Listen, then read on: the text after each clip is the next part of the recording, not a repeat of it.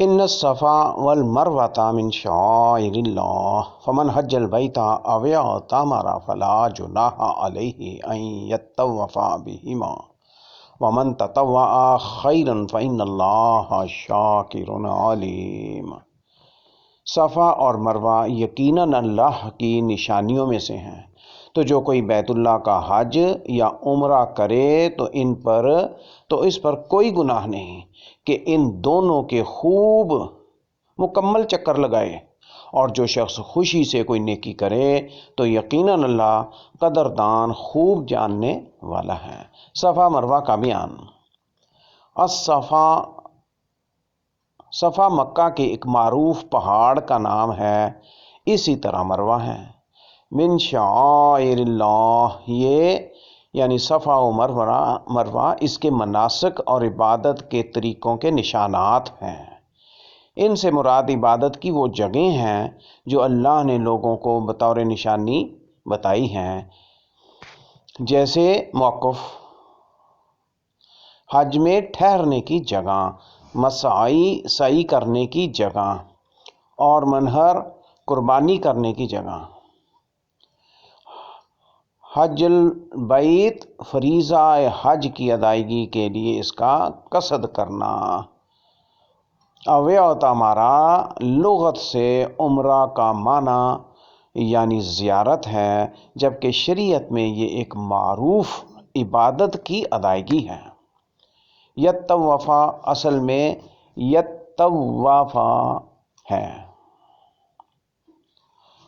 تا کا توئے میں ادغام کیا گیا کیونکہ یہ دونوں حروف ہم مخرج ہیں۔ صفا و مروہ کے طواف سے حج و عمرہ میں ان دونوں کے درمیان کی جانے والی سعی مراد ہے۔ سعی واجب ہے اور جملہ مناسک میں سے ایک ہے۔ حضرت عائشہ رضی اللہ تعالی عنہا سے روایت ہے کہ ان سے عروہ نے کہا، جو شخص صفا و مروہ کے درمیان سعی نہ کرے، میں نہیں سمجھتا کہ اس پر کوئی گناہ ہوگا۔ حضرت عائشہ رضی اللہ تعالی عنہا فرماتی ہیں، میرے بھانجے تو نے بہت بری بات کہی ہے، اگر آیت کی وہ تفسیر ہوتی جو تو نے کی ہے تو آیت اس طرح ہوتی، فلا جناح علیہ اللہ یطوف بہما، تو اس پر کوئی گناہ نہیں جو ان دونوں کی سعی نہ کرے۔ دراصل یہ آیت انصار کے بارے میں نازل ہوئی ہے۔ اسلام سے قبل وہ منات بت جس کی وہ پوجا کرتے تھے کے نام کا تلبیہ پکار لیتے تھے، اور جو شخص اس بت کے نام لبیک پکار لیتا وہ زمانہ جاہلیت میں صفا و مروہ کی سعی میں حرج سمجھتا تھا۔ جب اسلام آیا تو اللہ تعالیٰ نے یہ آیت نازل کر دی۔ عائشہ رضی اللہ تعالی عنہا فرماتی ہیں، پھر رسول اللہ صلی اللہ علیہ وآلہ وسلم نے ان دونوں کے درمیان سعی کرنے کی صراحت کر دی، پھر کسی کی مجال نہ تھی کہ ان کی سعی کو ترک کر دے۔ دیکھیے بخاری الحج وجوب الصفا والمروہ، حدیث نمبر 1643۔ صحیح مسلم الحج بیان السعی بین الصفا والمروہ رکن، حدیث نمبر 1277۔ ام المومنین عائشہ رضی اللہ تعالی عنہا فرماتی ہیں، میری عمر کی قسم جس نے صفا و مروہ کے درمیان سعی نہ کی، اس نے نہ تو اپنا حج پورا کیا اور نہ عمرہ، کیونکہ اللہ نے فرمایا ہے، ان الصفا والمروۃ من شعائر اللہ، یقیناً صفا اور مروہ اللہ کی نشانیوں میں سے ہیں۔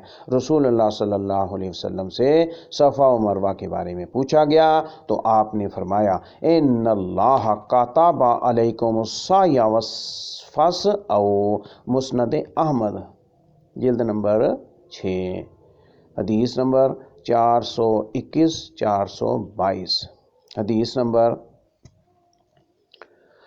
27434۔ اللہ نے تم پر سعی کو فرض قرار دیا ہے، لہٰذا سعی کیا کرو۔ ان الذین یکتمون ما انزلنا من البینات والہدی من بعد ما بیناہ للناس فی الکتاب اولئک یلعنہم اللہ ویلعنہم اللائنون الا الذین تابوا واصلحوا وبینوا فاولئک اتوب علیہم وانا التواب الرحیم۔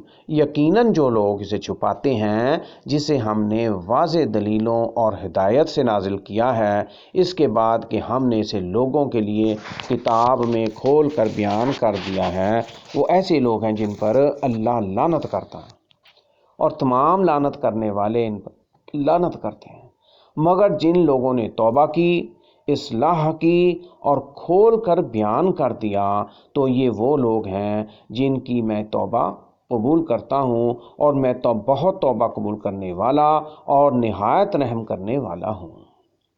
کتمان حق و ہدایت کی وعید کا بیان۔ ان الذین یکتمون، یہ یہودیوں کے احبار، علماء اور نصارہ کے راہب ہیں جنہوں نے حضرت محمد صلی اللہ علیہ وسلم کے معاملے کو چھپایا تھا۔ اس وعید میں ہر وہ شخص بھی شامل ہے جس نے حق چھپایا اور اس چیز کی وضاحت ترک کر دی جس کی وضاحت کو اللہ تعالیٰ نے لازم قرار دیا ہے۔ الکتاب، یہ اسم جنس ہے جس میں تمام الہامی کتابیں شامل ہیں۔ یلعنہم اللہ، اللہ کے لعنت کرنے سے اس کا اپنی رحمت سے دور کرنا اور دھتکارنا مراد ہے۔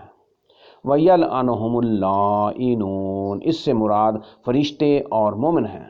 یہ بھی کہا گیا ہے کہ اس سے ہر وہ چیز مراد ہے جس سے لعنت سرزد ہو، تو اس طرح اس لعنت کرنے میں جن بھی شامل ہو جاتے ہیں۔ اس آیت میں اس قدر شدید وعید ہے کہ جس کا اندازہ نہیں لگایا جا سکتا۔ کتمان حق سے توبہ کا بیان۔ الا الذین تابوا، اس میں ان لوگوں کو مستثنیٰ کیا گیا ہے جو حق چھپانے سے توبہ کر لیتے ہیں، جنہوں نے جو بگاڑ پیدا کیا تھا اس کی اصلاح کر لیتے ہیں، اور جس کو اللہ نے اپنی کتب میں کھول کر بیان کیا تھا اس کی وضاحت کر دیتے ہیں، تو یہ لوگ لعنت کے مستحق نہیں ہیں۔